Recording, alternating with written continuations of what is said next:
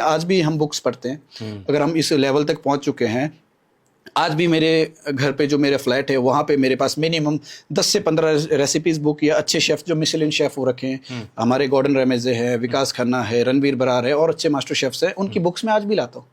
Because ये नहीं कि मुझे कुछ नहीं आता, बिकॉज इसलिए क्योंकि हम देखें वो कर क्या रहे हैं, हमें उस लेवल तक पहुँचना है, हमें उनको देखना तो पड़ेगा ना। क्या होता है बुक में, क्या बताते हैं वो? देखिए, बुक्स दो प्रकार की होती है। एक बुक होती है जिसमें रेसिपीज होती है, ओके, कि एक दाल मखनी में 100 ग्राम दाल, इतना नमक, इतना हल्दी, इतना तेल। एक बुक होती है कि एक काली मिर्च जो है उसकी वो बाल की खाल कर देंगे, जो हिंदुस्तानी कहते हैं कि बाल की खाल कैसे होती है। उस काली मिर्च की वो डिस्क्रिप्शन पूरी दे देंगे आपको, क्या इसका पौधा है, कहाँ पे उगती है, कितना टेम्परेचर चाहिए, कैसे उगेगी, कौन सी खाद चाहिए और कहाँ इसका यूज कर सकते हैं। वो बुक पढ़ना आई थिंक रेसिपी से ज़्यादा जरूरी है। अगर हमें बेस ही नहीं पता होगा तो हम रेसिपी बना के करेंगे क्या? हमें यही नहीं पता होगा काली मिर्च का फ्लेवर कहाँ पे हमें फ्लेवर देगा, तो हम उसको डालें कैसे? तो इसीलिए हमें बुक्स पढ़नी भी बहुत जरूरी है। अच्छे अच्छे शेफ्स ने अच्छी अच्छी बुक्स दी है तो वो पढ़ो कंटिन्यूसली। अगर आपको ये लगता है कि हम किसी की बुक पढ़ के छोटे हो जाएंगे, कभी भी नहीं। सीखने की कोई उम्र नहीं है, राइट? तो आपको कहीं जहाँ से नॉलेज मिलती है उसको ले लो, उसको छोड़ो मत। ओके। रेस्टोरेंट में जब बहुत रश हो जाता है ना, भीड़ बहुत होती है, तो बहुत प्रेशर आता होगा शेफ पे।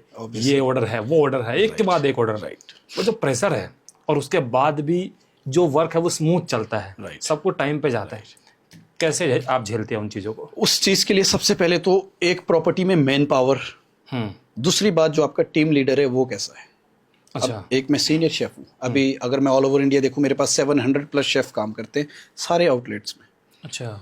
बट अगर एक पर्टिकुलर की हम मान लो, एक मैं रेस्टोरेंट ले लेता हूँ जिसमें दिन की 3 लाख सेल हो रही है, 4 लाख सेल हो रही है, वो कैसे मैनेज करते हैं? वो एक प्रॉपर, उनके पास मेन पावर सबसे जरूरी है, और जो वो मेन पावर है वो शार्प होनी चाहिए। हर एक डिपार्टमेंट में Indian, Chinese, Thai, Japanese, Korean, जो भी आपका फूड है उसमें एक पर्टिकुलर डिपार्टमेंट का हेड रहता है, जिसको हम CDP कहते हैं हमारी लाइन में। CDP? जी, एक वो CDP होती है। CDP होता है एक वो डिपार्टमेंट का हेड होता है। हर एक डिपार्टमेंट में उसके नीचे DCDP आते हैं, फर्स्ट कॉमी, सेकंड कॉमी, थर्ड कॉमी, एक डेजिग्नेशन हम सबको देते हैं। उसके ऊपर sous chef, junior sous chef, senior chef, executive chef जो होता है वो हेड शेफ बेसिकली कहलाया जाता है। एग्जीक्यूटिव हेड शेफ आप रेस्टोरेंट में कह सकते हो। एक एग्जीक्यूटिव शेफ जो होता है एक 5 स्टार प्रॉपर्टी का शेफ होता है। जो हेड शेफ होता है आपके रेस्टोरेंट में वो मैनेज करता है टीम, किचन की A to Z चीजें उसके अंडर होती है। कैसे मैन पावर चलानी है, कैसे ऑर्डर स्मूथ करना है। बेसिकली हमारे पास KOTs आती है, KOT। हाँ, KOT लिखा होता है, KOT kitchen order ticket. Okay.